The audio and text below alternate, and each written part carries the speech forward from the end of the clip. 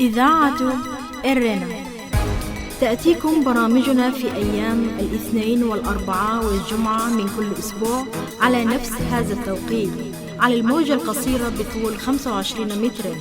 كما يمكنكم متابعة بثنا على القمر الصناعي نايل سات على التردد 11678 على الاستقطاب الرأسي.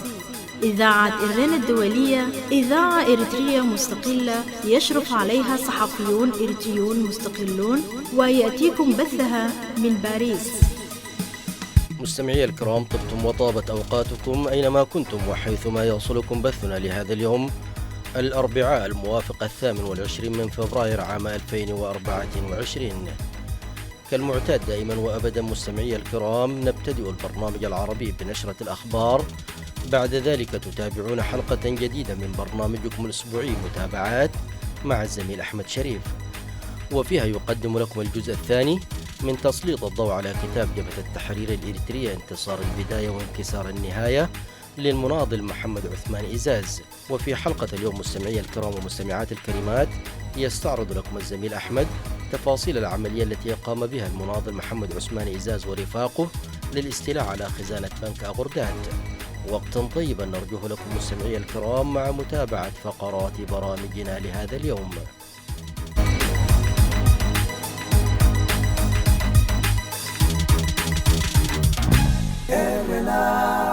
المستمعون الكرام، فيما يلي أقدم لكم نشرة الأخبار، أبتدئها بالعناوين. الرئيس الإريتري يقوم بزيارة إلى مصر بعد طول غياب تستغرق 3 أيام ويعقد مباحثات مع نظيره المصري. البرهان يقوم بزيارة إلى ليبيا هي الأول من نوعها منذ اندلاع الحرب مع الدعم السريع. وغوترش يقول إن الحرب في أوكرانيا وغزة تقوض سلطته بشكل قاتل ويطالب بإصلاح مجلس الأمن. كانت تلكم سيداتي سادتي عناوين الأخبار، وإليكم التفاصيل من إذاعة إرنا الدولية في باريس. قام الرئيس الإريتري إسياس أفورقي بزيارة رسمية إلى جمهورية مصر العربية يوم السبت الماضي استغرقت 3 أيام.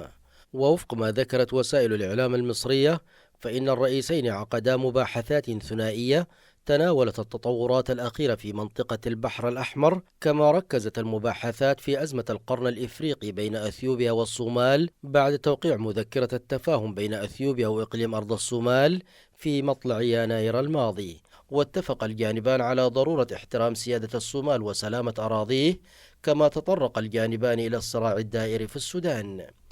تجدر الإشارة إلى أن هذه هي المرة الأولى التي يزور فيها الرئيس الإريتري إسياس أفورقي مصر بعد توقيع اتفاقية السلام الشهيرة بين إريتريا وأثيوبيا في العام 2018، حيث شهدت علاقة البلدين بعد ذلك فتورا ملحوظا. وكانت أسمر استقبلت في يناير الماضي وفدا مصريا رفيع المستوى برئاسة وزير الخارجية المصري سامح شكري، حمل خلالها رسالة من الرئيس عبد الفتاح السيسي إلى الرئيس إسياس أفورقي، قيل أنها تتعلق بسبل دعم وتعزيز العلاقات الثنائية بين البلدين والتشاور والتنسيق حول التطورات الإقليمية ذات الاهتمام المشترك، وفق ما صرح المتحدث باسم الخارجية المصرية آنذاك. وصل رئيس المجلس الانتقالي في السودان عبد الفتاح البرهان الاثنين إلى ليبيا في زيارة رسمية يلتقي خلالها رئيس المجلس الرئاسي محمد المنيفي ورئيس الوزراء عبد الحميد الدبيبة. ويضم وفد البرهان وزير الخارجية المكلف علي الصادق ومدير جهاز المخابرات العامة أحمد إبراهيم مفضل. وحسب ما ذكرت وكالة الأنباء السودانية، فإن الزيارة تأتي في إطار دعم علاقة السودان وليبيا ومناقشة القضايا ذات الاهتمام المشترك، وفي مقدمتها الحرب الدائرة في السودان. وتأتي زيارة البرهان إلى ليبيا في وقت تعالت فيه الأصوات لانتقاد رئيس الوزراء الليبي عبد الحميد الدبيبة بعد إعلانه التواصل مع قائد الدعم السريع محمد حمدان دقلو حميدتي. تناولت جهود ليبيا الرامية لتقريب وجهات النظر بين الفرقاء السودانيين لحل الصراع في السودان، حيث يرى المنتقدون أن على القيادة الليبية إعطاء الأولوية في حل المشاكل الليبية. وفي الشأن السوداني أيضا، ذكرت وسائل الإعلام العالمية أن السلطات السودانية منعت دخول المساعدات الإنسانية إلى إقليم دارفور عبر الحدود التشادية السودانية، معتبرة أن الحدود التشادية السودانية هي نقطة العبور الرئيسية للأسلحة والمعدات المستخدمة في ارتكاب الفظائع ضد السودانيين.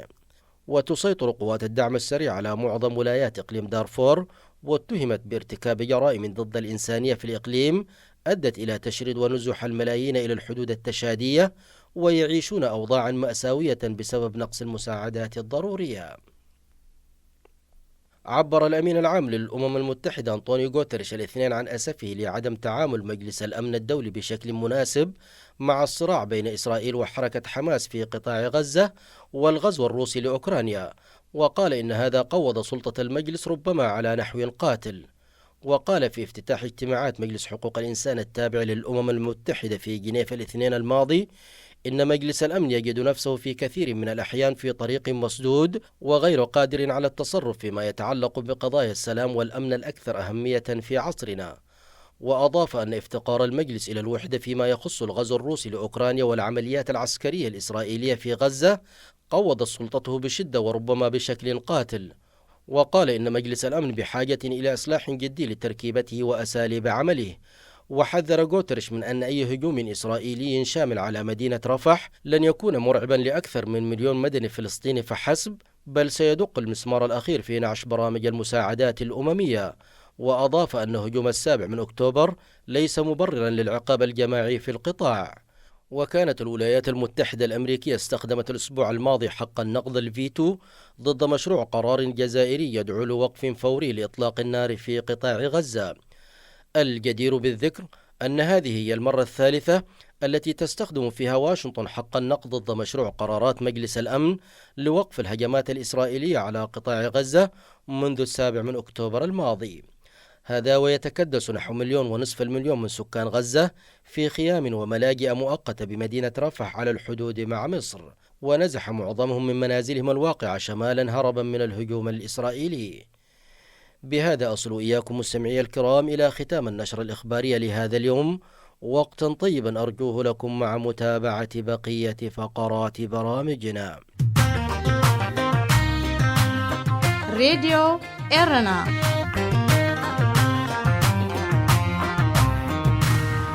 مستمعي الكرام، كما أشرت في بداية البرنامج تتابعون فيما يلي حلقة جديدة من برنامجكم الأسبوعي متابعات من إعداد وتقديم الزميل أحمد شريف.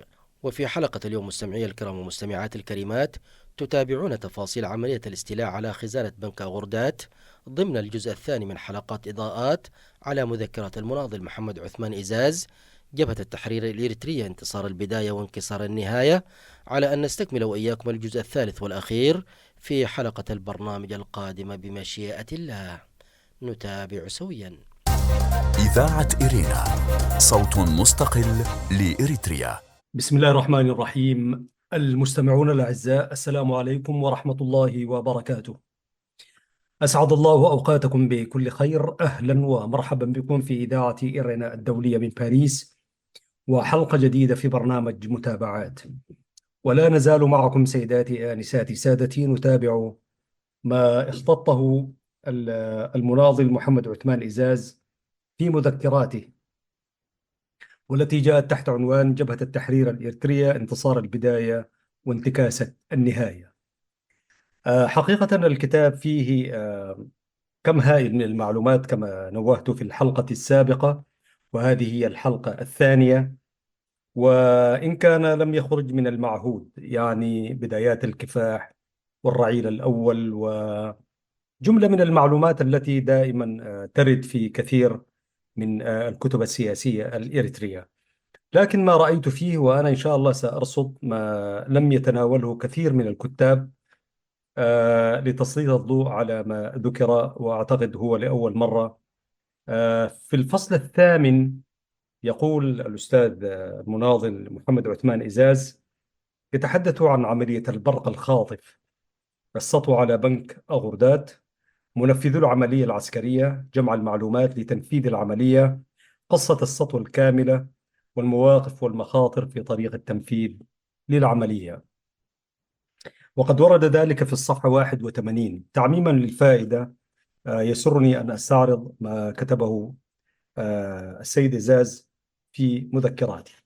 يقول: في 29 من أبريل 1970 كنت قد كلفت المناضل الشهيد محمود حسب بدراسة كاملة تتعلق بجمع معلومات عن بنك مدينة أغردات. وبعد الانتهاء من الاجتماع الخاص بوضع ميزانية خلط الجيش في موقع يكارع، حضرت إلى الأخ محمود حسب وطلبت منه الإفادة عن وضع معلومات البنك وماذا تم فيها. ذكر له المناضل حسب: نحن جاهزون، وأن الدراسة أخذت فترة 3 أشهر. وأكد لي المناضل محمود حسب إنه من الممكن أن يقوم بتنفيذ العملية بنفسه إذا ترك الأمر له. وكان ردي له: أشكرك على كل الجهد المبذول والمقدر في العملية، واسمح لي أن أقودها وأشارك فيها، وأقترح أن يكون العدد 5 أشخاص فقط لا غير. فقد كان المنفذون هم محمد عثمان إزاز قائد العملية، محمود حسب عضو، همد من عد شقلة عضو، هارون من عد أقمال ببركة العال عضو، السائق عبد القادر عامر عمار مواطن عادي من ساقية ود أنجلو. وفعلا اتجهنا إلى منطقة تكراريت ووصلنا إليها في الساعة 1 ليلا. اختار محمود حسب 2 من الفدائيين التابعين له في الصباح، أي في يوم 5 مايو 1970، بعدما وزعنا طوفنا وسلمناه للأخ محمد صالح عمار. وكان معه المناضل عمر الحاج إدريس. وقفنا في الطريق منتظرين سيارة كنا حددناها من قبل، هي ملك لصاحب البستان الإيطالي ودأنجلو. كان عندنا معه موضوع يتعلق بطلب زيادة أرض يضيفها إلى مساحة مزرعته الموجودة في المنطقة، ولم نحدد له موعد يتعلق بزمان أو مكان، وتركنا الموعد معه مفتوحا حتى ندخره لهذا اليوم. وقلنا له: سوف نحضر لك يوما ما إن شاء الله. راديو إيرنا. راديو إيرنا كاب كتما باريس محلالف بإرتورن غازيتنياتا زدالو نتا راديو.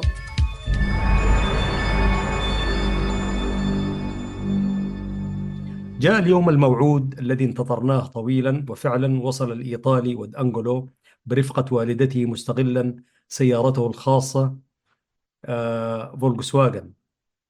أوقفناه وقلنا له: روح نزل والدتك وارجع إلينا للتفاهم في موضوع الأرض. وقال لنا: عندما أصل مركز الأمن الإثيوبي أكيد سيسألونني عنكم، ماذا رأيت؟ ماذا أقول لهم؟ وجهناه بأن يقول لهم: رأيت جيشا من الجبهة. وعندما استوقفته قوة الأمن الإثيوبي وسألوه عما كان يتوقع، قال لهم: رأيت جيش الجبهة. وراح نزل والدته ورجع إلينا حسب الموعد الذي بيناه. أنزلناه من سيارته وتركناه للاحتفاظ به مع المناضل محمد صالح عمار، وقلنا له: أطلق سراح الإيطالي والدأنجلو في الساعة 12 ظهرا. وفعلا تم إطلاقه في نفس الزمن. وأخذنا سواق من المزرعة اسمه عبد القادر، واتجهنا إلى مدينة أغردات لتنفيذ عملية السطو على بنك المدينة.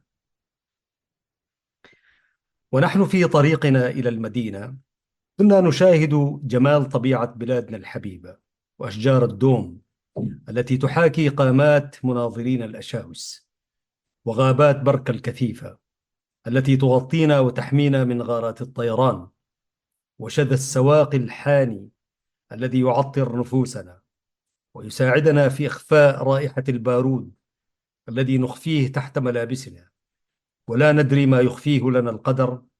وفي هذه المرحلة المجهولة التي ربما نفارق فيها الحياة أو فيها هذه المناظر إلى الأبد، كان الوقت صباحا باكرا، وأذكار أهلنا الطيبين وصلواتهم في الصباح تعانق السماء. الفلاحون والمزارعون بأدواتهم البسيطة يسيطرون على الأرض، يغنون لها، يأكلون من ثمارها، يحبونها وتحبهم، يفترشونها، يحافظون عليها، يدافعون عنها كما نحافظ عليها وندافع عنها نحن المناضلين. القاسم المشترك بيننا لا نملك إلا شبرا ندفن فيها معا، والهدف واحد، لأن كلنا نرتبط بالأرض، ويعبر كل واحد منا عن ارتباطه وحبه للأرض بطريقته الخاصة. وليس لنا هدف إلا حياة تسر الصديق أو استشهاد يغيظ العدا. عندما اقتربنا من المدينة كان الوقت صباحا، والناس منتشرون لبحث أرزاقهم، صناع أصحاب متاجر، باع متجولين، أطفال في مختلف الأعمار يذهبون للمدارس وخلاوي لتحفيظ القرآن الكريم، لا يدرون ما نحمله لهم في سيارتنا هذه من مفاجآت، وما يمكن له العدو من رد فعل قاتل يسقط طفولتهم إلى الأبد.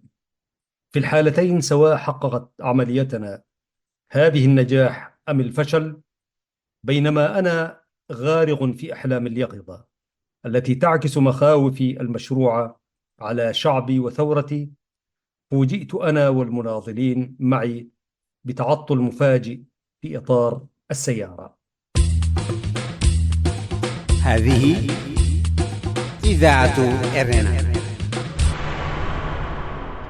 لازلتم سيداتي سادتي مع إذاعة إرنا الدولية في باريس، وذكريات المناضل محمد عثمان إزاز من كتاب جبهة التحرير الإريترية، انتصار البداية وانتكاسة النهاية.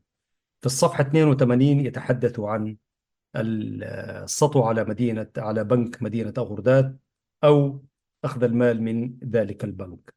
يقول: ونحن في حالة مذهلة في الحي المعروف بحل التكارير الهوسة، وتبددت كل أحلام اليقظة والمخاوف التي كنت أعيشها كقائد للعملية. قمنا بكل هدوء وتماسك كفريق عمل واحد، وأمرت الإخوان أن يضبطوا أعصابهم ويعيشوا السكينة الكامنة دون ارتباك حتى يقضي الله أمرا كان مفعولا. فأمرنا واحدا من الفدائيين أن يقف بعيدا يراقب الوضع كحالة أمنية وتحسبا لما قد يحصل من مستجدات غير متوقعة. ونحن قمنا بتركيب الإطار الاحتياطي واستبدال الإطار القديم دون أن يشعر بنا أحد قط، مع العلم إن تفاصيل العملية الكاملة للخطة ونوعها ما كان يعلمها إلا أنا والمناضل محمود حسب. حتى الفدائيين لم يعلموا تفاصيلها إلا عند الشروع في تنفيذ العملية.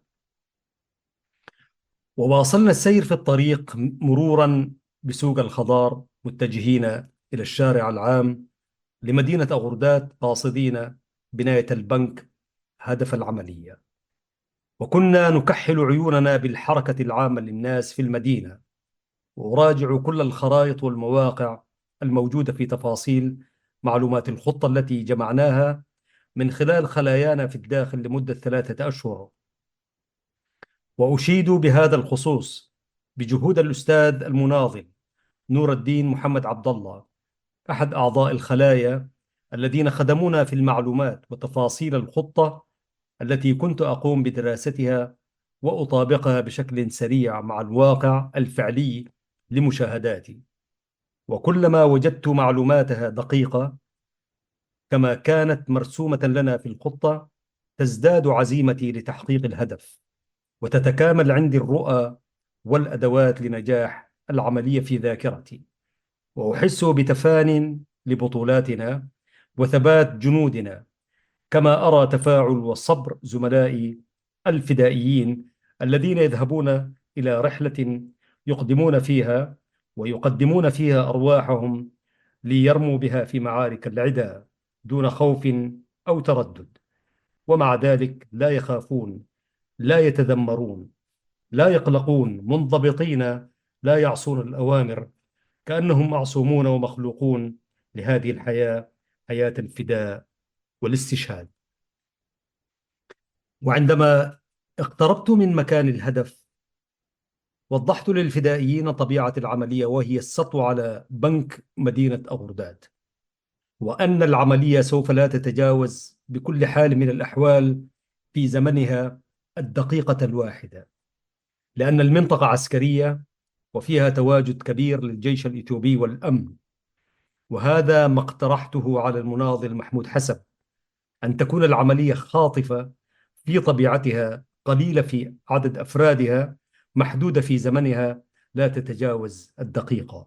وقمت بتوزيع الأدوات وكانت على النحو الآتي، أي عفوا قمت بتوزيع الأدوار وكانت على النحو الآتي: أحد الفدائيين يبقى مع السوق لأنه ليس من الفدائيين وعضو عادي من الشعب، وربما لا يصمد أو يرتبك ويمسك على ظهره الرشاش حتى لا يحاول الهرب.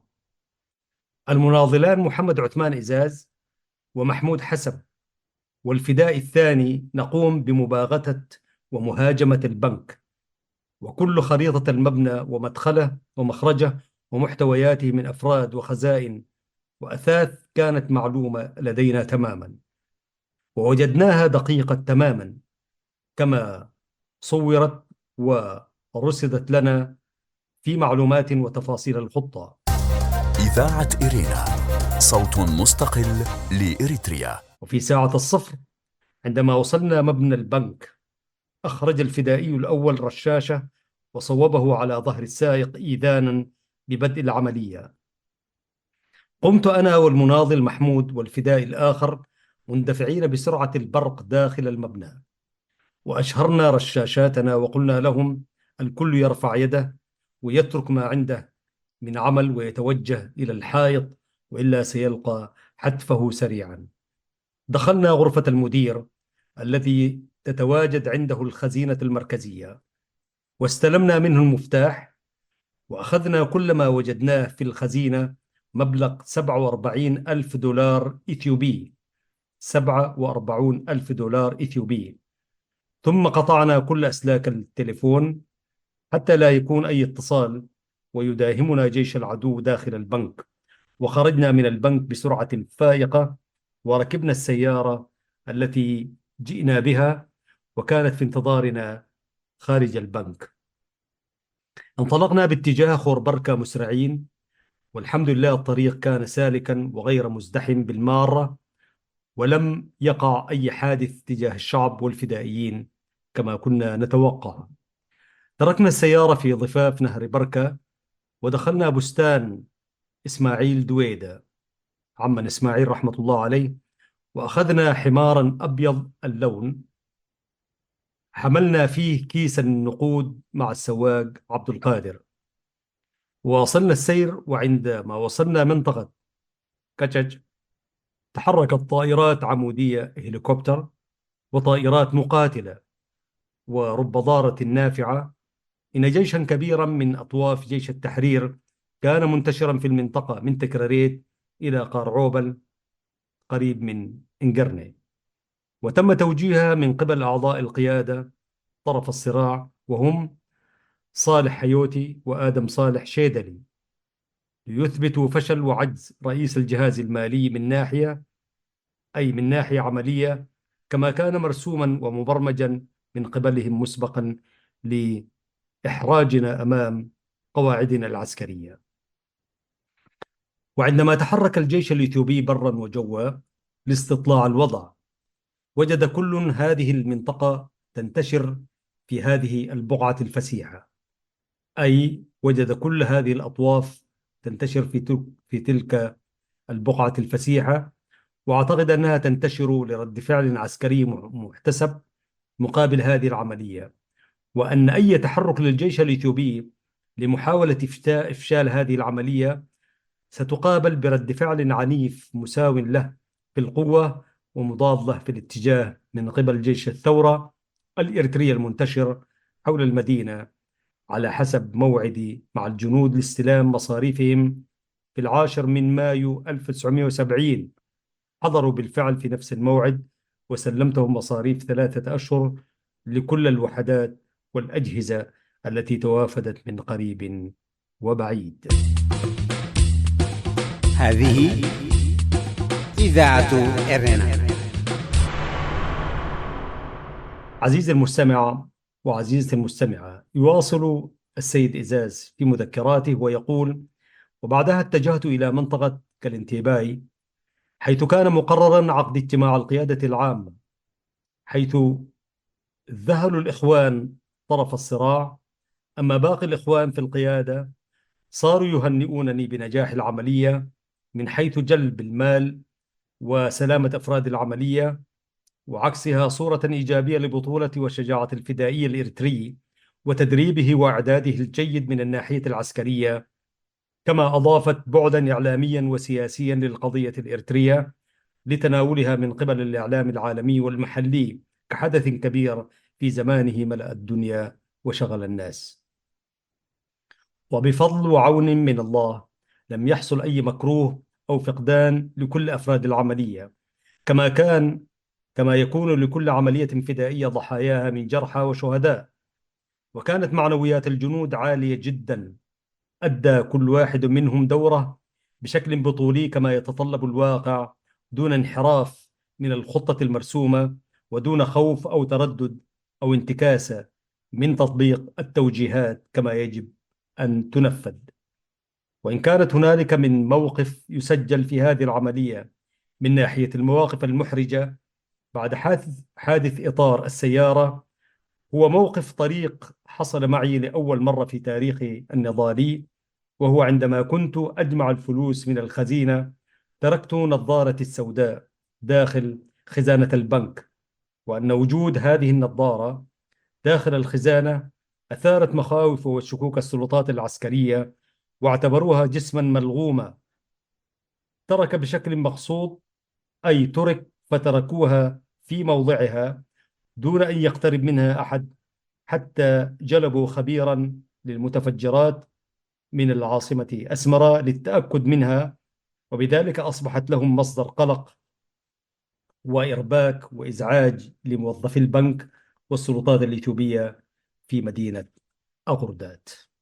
أيها الإخوة والأخوات، سأتوقف هنا في هذه الحلقة من برنامج متابعات، وقد سلطنا الضوء على ما جاء في عملية البرق الخاطف، السطو على بنك مدينة أغردات بقلم الأستاذ المناضل محمد عثمان إزاز، والتي نشرها في مذكراته في كتابه المعنون جبهة التحرير الإريترية: انتصار البداية وانتكاسة النهاية. سأتوقف هنا على أمل اللقاء بكم في قراءة أخرى، وقد تكون الأخيرة أو تتبعها قراءة أخرى حسب ما نراه مناسب. تحياتي محدثكم أحمد شريف في التقديم، وتحيات الزميل إدريس سليمان خليفة أبو هاشم في الإشراف والإخراج العام. السلام عليكم ورحمة الله وبركاته. إذاعة إرينا، صوت مستقل لإريتريا. استمعتم فيما مضى سيداتي سادتي إلى حلقة اليوم من برنامج متابعات. في ختام البرنامج العربي لهذا اليوم أعود وأذكر بعناوين الأخبار. الرئيس الإريتري يقوم بزيارة إلى مصر بعد طول غياب تستغرق 3 أيام، ويعقد مباحثات مع نظيره المصري. البرهان يقوم بزيارة إلى ليبيا هي الأولى من نوعها منذ اندلاع الحرب مع الدعم السريع. وغوتريش يقول إن الحرب في أوكرانيا وغزة تقوض سلطته بشكل قاتل، ويطالب بإصلاح مجلس الأمن. بهذا نصل إياكم مستمعي الكرام إلى ختام البرنامج العربي لهذا اليوم. تقبلوا تحياتي وتحيات الفريق العامل بإذاعة إرنا الدولية في باريس، وحتى الملتقى في البرنامج القادم، في أمان الله. هذه إذاعة إرنا.